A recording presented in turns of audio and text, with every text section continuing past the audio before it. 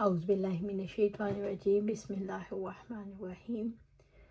نبی صلی اللہ علیہ وسلم نے فرمایا، جس کے پاس زمین ہو تو اسے خود بونی چاہیے یا پھر کسی اپنے بھائی کو ہدیہ کر دینی چاہیے، اور اگر ایسا نہیں کر سکتا تو پھر زمین اپنے پاس ہی رکھے۔ ابو سعید خدری رضی اللہ تعالیٰ عنہ نے بیان کیا کہ ایک دیہاتی نبی صلی اللہ علیہ وسلم کی خدمت میں حاضر ہوا اور آپ سے ہجرت کے لیے پوچھا۔ آپ نے فرمایا، خدا تم پر رحم کرے، ہجرت کا تو بڑا ہی دشوار معاملہ ہے، تمہارے پاس اونٹ بھی ہے؟ انہوں نے کہا جی ہاں۔ آپ نے دریافت کیا، اس کا صدقہ زکوٰۃ بھی ادا کرتے ہو؟ انہوں نے کہا جی ہاں۔ آپ نے فرمایا، اس میں سے کچھ ہدیہ بھی دیتے ہو؟ انہوں نے کہا جی ہاں۔ آپ نے فرمایا، تم اسے پانی پلانے کے لیے گھاٹ پر لے جانے والے دن دھوتے ہوگے؟ انہوں نے کہا جی ہاں۔ پھر آپ نے فرمایا، سمندروں کے پار بھی اگر تم عمل کرو گے تو اللہ تعالیٰ تمہارے عمل میں سے کوئی چیز نہیں چھوڑے گا۔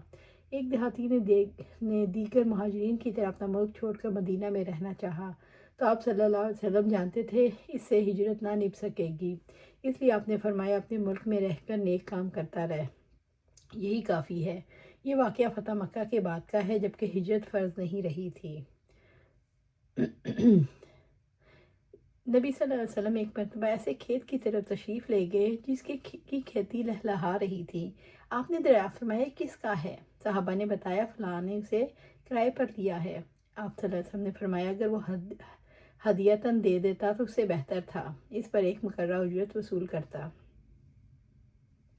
مطلب آپ صلی اللہ علیہ وسلم کا یہ تھا، اگر زمین بیکار پڑی ہو تو اپنے مسلمان بھائی کو مفت زراعت کے لیے دے دے، اس کا کرایہ لینے سے یہ امر افضل ہے، اور کرایہ لینے سے آپ نے منع نہیں فرمایا۔ دوسری روایت میں عمر نے طاؤ سے، کاش تم بٹائی کرنا چھوڑ دو، کیونکہ لوگ کہتے ہیں کہ آپ صلی اللہ علیہ وسلم نے اس سے منع کیا ہے۔ انہوں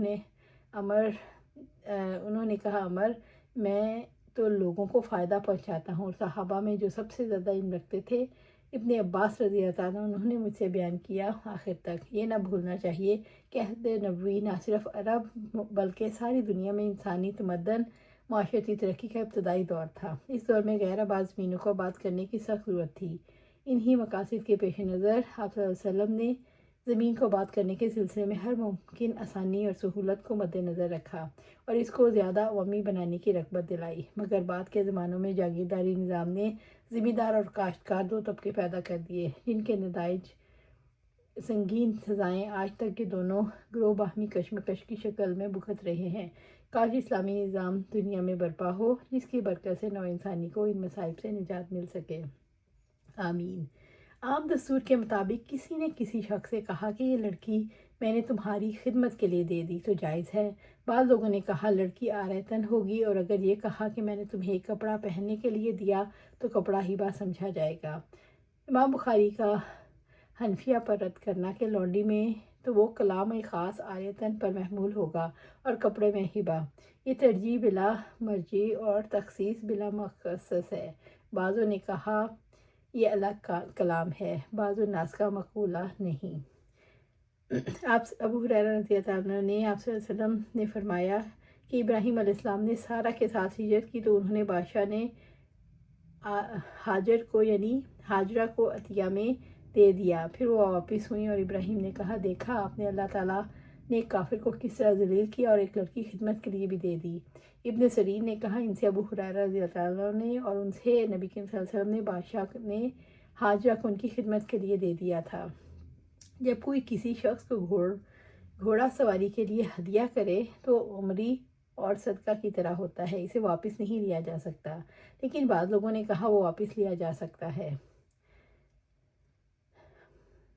عمر رضی اللہ تعالیٰ نے کہا، میں نے ایک گھوڑا اللہ کے راستے میں جہاد کے لیے ایک شخص کو دے دیا، پھر میں نے دیکھا کہ اسے بیچ رہا ہے، اس لیے میں نے آپ صلی اللہ علیہ وسلم سے پوچھا، اسے واپس میں خرید ہی لوں؟ تو آپ صلی اللہ علیہ وسلم نے فرمایا، گھوڑے کو نہ خرید، اپنا دیا ہوا صدقہ واپس نہ لو، وہ جس کو دیا اس کی ملک ہو چکا، اب اس میں رجوع جائز نہیں۔ باب اور حدیث میں یہی مطابقت ہے۔ اللہ سبحانہ تعالیٰ سے دعا ہے ہمیں قرآن و سنت پر عمل کرنے کی توفیق دے، اس پر جمع دے، اور جنت الفردوس کے اعلیٰ مقام پر اپنے پاس گھر عطا فرمائے، آمین یا رب العالمین۔